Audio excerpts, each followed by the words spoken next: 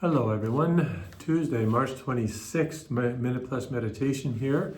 And now we're in the book, still with the book of the prophet Isaiah, and this is chapter 49, verses 1 to 6.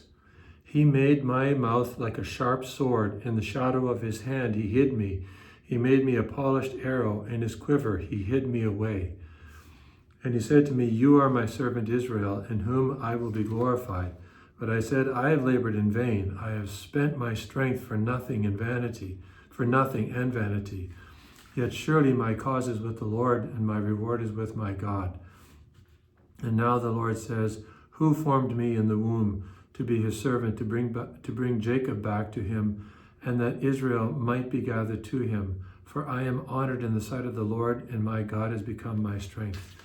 So there's lots going on in this reading. Isaiah, every prophet, every person who was called to be a prophet actually probably very quickly realized this was a very dangerous job and their life expectancy was not all that great. Some of them, I'd have to think here, I can't remember if some of them died of old age or died of natural causes, but most of them were martyred. The people didn't want to hear the truth. And the martyrs, the prophets, like Jeremiah and Isaiah, they were both slaughtered. They were both murdered. These are the big ones. But the other, Ezekiel may not have been martyred. But it was a dangerous job because the people didn't want to hear the truth, and that's the essential point. So he made my mouth like a sharp sword, in the shadow of his hand he hid me. Now, who is the one that the prophets are most worried about? It's not the Gentiles. It's not the pagans. It's their own people. They will turn on them, their own people. And so this is going to happen with you and me, as we strive to be faithful to the Lord as well. Yes, it may be those outside, but it's often the most difficult people, the people who can cause us real harm or pain or suffering are those within our own family or circle of friends. And we have to pray to be faithful to the Lord, just as Isaiah prayed to be faithful to the Lord. Jeremiah prayed to be faithful to the Lord. Because he has designs for us. Each one of us is created for a purpose. And not only is it for, of course, that we have communion with God, is that we do as much good in our lifetime for those with and for those around us. So we have a profound influence on people around us. And that's what we have to pray for, the grace to be faithful to. Okay, over to the gospel, John chapter 13. It is, I could talk about this for hours and hours, but we'll do so just to highlight a couple of points. It is it's the Last Supper recounted by John.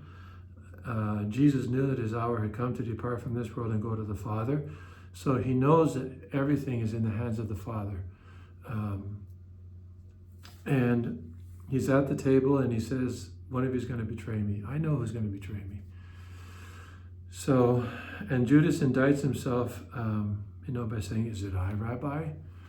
Well, Judas knew he was going to betray Jesus. Rather than open his heart to Jesus and let the poison out and say, I have doubts. I don't believe you. I don't know what to do about this. Rather than do that, which would have been a good thing, Jesus would not have been put off by that. I don't think I believe you. It's not because I think badly of you, so I don't believe you.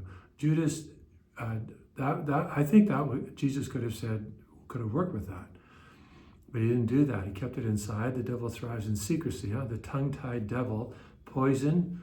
It stirs up. It goes foul, stench. And then he goes off to the Pharisees and Sadducees and he sells Jesus for money. That's where the slime and the scum come in. He sells his master for money. Not that he had problems with Jesus. Lots of people have problems with Jesus. I don't think Jesus minds that. If they're honest with him, if they open their heart and let the poison out, let the questions come. If they're really seeking, because Jesus will press, he'll push. He doesn't just sit there. He's not in the state of neutrality. Jesus will force us to make a decision.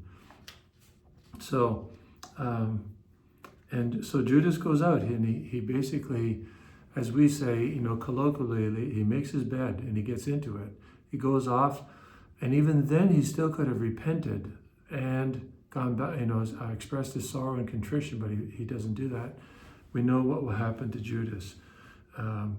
So basically this is an opportunity for us to reflect on our own weakness, our own capability of denying Jesus. And this is why you and I know better that, with the sacrament of confession, to go to Jesus and let the poison out, get the poison out. Or if you have that, and if you have a trusted friend that you can open your heart to, and express your concerns or your questions or your doubts, and work through them, be willing to work through them. So we're getting that much closer. And as I said yesterday, renew your resolve to accompany Jesus with Our Lady, St. Joseph, and your guardian angel. God bless you.